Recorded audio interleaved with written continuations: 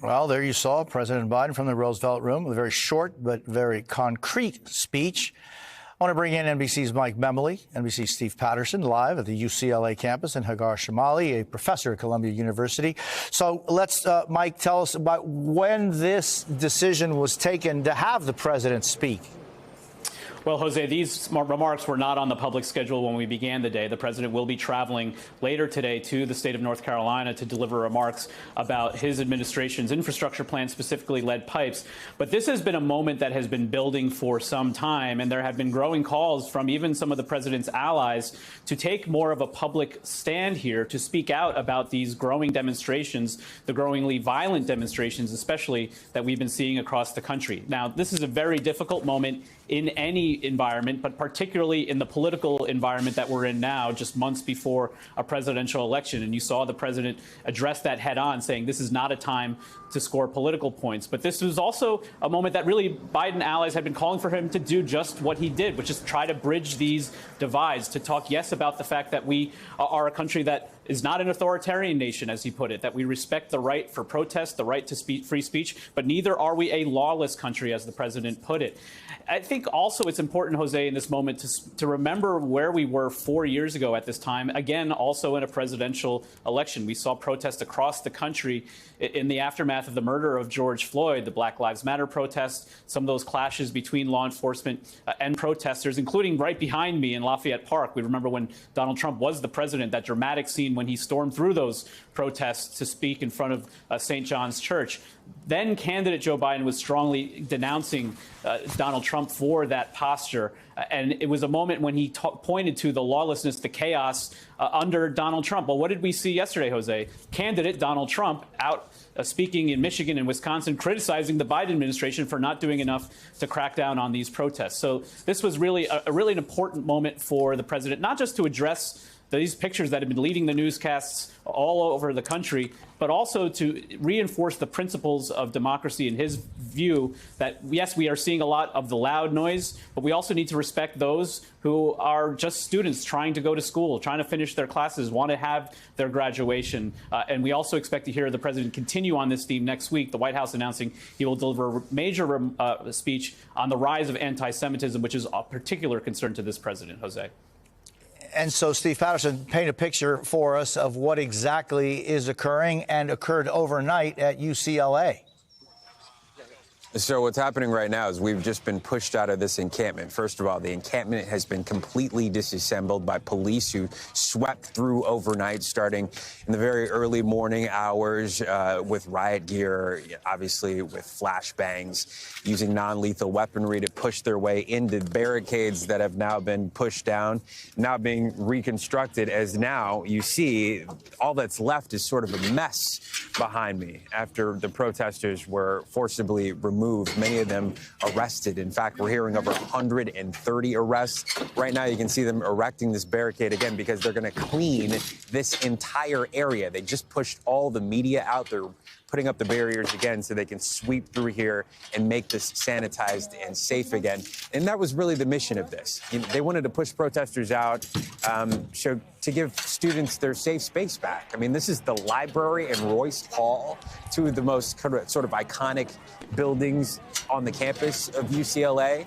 And their mission was to do it in a manner in which not only protected themselves as far as the police force, but in the students on campus, but the protesters as well. And I think that fits with the president's message. This was always about students being able to feel safe. UCLA was one of the places where they wanted to keep the protesters here. They didn't mind having a place for free speech. I think it just became, according to the university, sort of an obstacle to feeling that sense of safety, especially after the counter-protesters clashed with the protesters just a few nights ago, leading to where we are now, which is police, again, coming in very, very heavily, doing what they had to do efficiently to peel down the barriers here, to remove everybody from this space, and to bring it back to what it was, which is a quad. Jose? So, Steve, I'd like to take advantage that you're there and your camera person is there. Yeah. Just to zoom in, let me see what's left behind there. And if you don't mind, and while you're doing that, I just want an idea of So these people had been here for days, and this is what is left behind of it. How many people were taken out? Well, first of all, Jose, you would not have been able to see inside this. From our vantage point right now, there would be boards lining this entire, essentially, barrier between regular student life and this protest, which had grown into an encampment, which had grown into a sprawling sense of protesting, one that had been constructed over the course of a week or so, one that had been then fortified when protesters had learned that police were going to come in. So, I mean, there would have been huge sort of plywood over the entirety, almost forming a wall over this entire thing. I can't tell you how many protesters there were in total because I think the number fluctuated. I also can't tell you how many of those protesters were students or faculty, only that we know that a few of them were and a few of them weren't.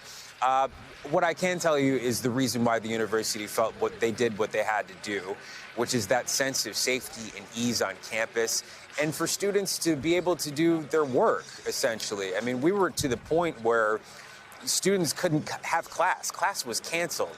It's now remote at this point due to the action that had to be taken by police. But I think the university just became concerned that this became about more than learning, and that should never be on a college campus. But yes, I mean, what you saw is what is left of this. And before, it was a complete tent city. There was nothing but tents and people, and obviously the signs of protest that we saw all throughout this week. And it's now just been reduced to essentially, the rubble of protest. It looks like a tornado has hit here, but eventually it won't, as police are now moving back in to try to get this all sanitized, Jose. Steve, thank you very much. And Hagar, just your thoughts on this. I mean, 24 hours ago, it was Columbia University and the college, New York College of New York, in New York. And now we're talking about UCLA.